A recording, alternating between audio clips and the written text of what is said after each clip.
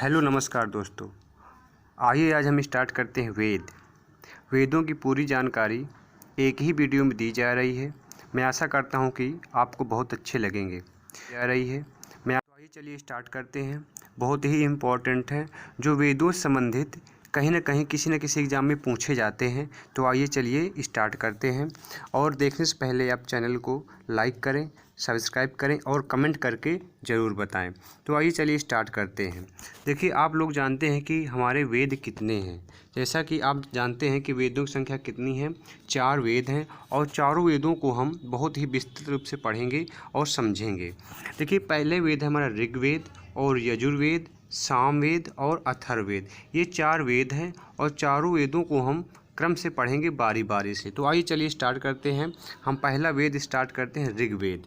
तो ऋग्वेद के बारे में देखिए, ऋचाओं के क्रमबद्ध ज्ञान के संग्रह को ऋग्वेद कहा जाता है। अगर क्वेश्चन ऐसे आए कि ऋचाओं के क्रमबद्ध ज्ञान के संग्रह को क्या कहा जाता है, तो ऋग्वेद कहा जाता है। इसमें 10 मंडल हैं। तो ऋग्वेद में कितने मंडल हैं? टोटल 10 मंडल हैं और 1028 यानी कि 1028 सूक्त हैं एवं 10,462 ऋचाएँ हैं। इस वेद के ऋचाओं के पढ़ने वाले ऋषियों को होत्र कहा जाता है। यानी क्या कहा जाता है? होत्र। तो इस वेद के ऋचाओं को यानी कि मंत्रों को, ऋचाओं का मतलब मंत्रों को पढ़ने वाले ऋषियों को क्या कहा जाता है? होत्र कहते हैं। इस वेद से आर्य के राजनीतिक प्रणाली, इतिहास एवं ईश्वर की महिमा के बारे में जानकारी मिलती है। आइए आगे देखते हैं। विश्वामित्र द्वारा रचित ऋग्वेद के तीसरे मंडल में सूर्य देवता सवित्री को समर्पित गायत्री मंत्र है। इसके 9वें मंडल में देवता सोम का उल्लेख है। ये कई बार एग्जाम में पूछे गए हैं कि 9वें मंडल में किस देवता का उल्लेख है, तो सोम देवता का उल्लेख है। इसके 8वें मंडल की हस्तलिखित ऋचाओं को खिल कहा जाता है। यानी कि जो 8वां मंडल है इसका, तो हस्तलिखित ऋचाओं को क्या कहा जाता है? खिल कहा जाता है।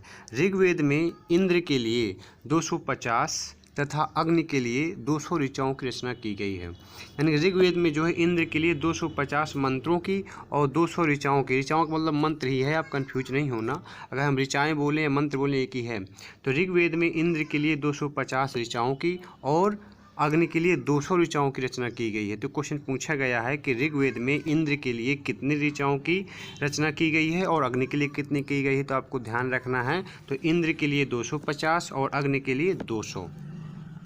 अब देखिए, अगला हमारा आता है यजुर्वेद। तो यजुर्वेद को पढ़ेंगे विस्तृत रूप से। तो सस्वर पाठ के लिए मंत्रों तथा बलि के समय अनुपालन के नियमों का संकलन यजुर्वेद कहलाता है।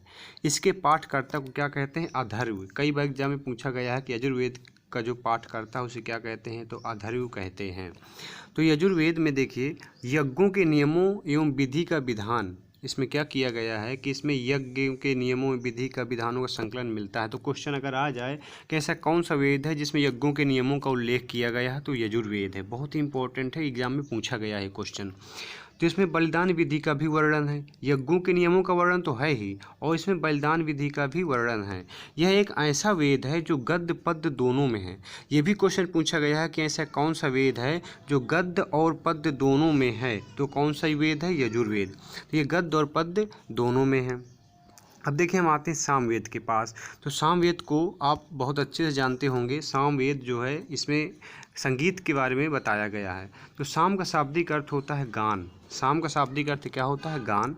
इस वेद में मुख्यतः यज्ञों के अवसर पर गाए जाने वाले ऋचाओं का संकलन है।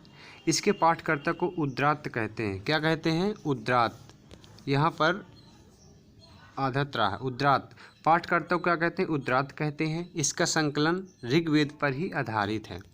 देखिए, इसे भारतीय संगीत का जनक कहा जाता है। अगर क्वेश्चन आ जाए कि किस वेद को जो है भारतीय संगीत का जनक कहा जाता है, तो सामवेद को कहा जाता है। और नोट देखिए, थोड़ा ध्यान रखना है आपको।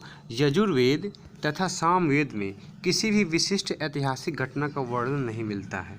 मतलब आपको ध्यान रखना है कि यजुर्वेद में यज्ञों और बलि का वर्णन है, यानी यज्ञों के नियमों का वर्णन है। सामवेद में किसका वर्णन है? संगीत का वर्णन है। इसमें जो किसी भी विशिष्ट ऐतिहासिक घटना का वर्णन नहीं मिलता है, ये भी आपको ध्यान रखना है। अगर क्वेश्चन आ जाए कि किसी भी विशिष्ट ऐतिहासिक घटना का वर्णन नहीं मिलता है किस वेदों में या किन वेदों में, तो यजुर्वेद में और सामवेद में। तो फिर इनमें मिलता क्या है? यजुर्वेद में मिलता है यज्ञों के नियमों का पालन, बलिदान बलि के वर्णन मिलता है, बलि का वर्णन, यज्ञों के नियमों का पालन यज्ञों के नियम मिलते हैं। और सामवेद में क्या है, संगीत का वर्णन मिलता है। अब देखिए अगला आता है आपका अथर्ववेद। तो अथर्ववेद के बारे में देखते हैं। अथर्व ऋषि द्वारा रचित इस वेद में कुल 731 मंत्र हैं। अगर क्वेश्चन आ जाए कि अथर्ववेद में जो है कुल कितने मंत्र हैं, तो 731 मंत्र हैं तथा 6000 पद हैं। इसके कुछ मंत्र ऋग्वेदिक मंत्रों से भी प्राचीनतर हैं, यानी कि ऋग्वेद मंत्रों से भी बहुत पुराने हैं।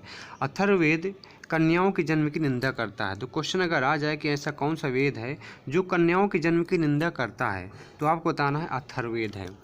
और देखते हैं कि इस वेद में सामान्य मनुष्यों की विचारों तथा अंधविश्वासों का विवरण मिलता है, यानी कि ये एक ऐसा वेद है जिसमें सामान्य मनुष्यों की जो है विचारों तथा अंधविश्वासों का विवरण मिलता है। अब देखिए थोड़ा जानकारी है, अगर क्वेश्चन आए कि सबसे प्राचीन वेद कौन सा है, अगर सबसे प्राचीन वेद कौन सा है तो ऋग्वेद है, और सबसे बाद का वेद यानी नया वेद कौन सा है तो अथर्ववेद। ये भी आपको जानकारी रखनी है कि सबसे प्राचीन वेद कौन सा है तो ऋग्वेद है, और सबसे बाद का वेद कौन सा है तो अथर्ववेद है। ये भी आपको ध्यान रखना है।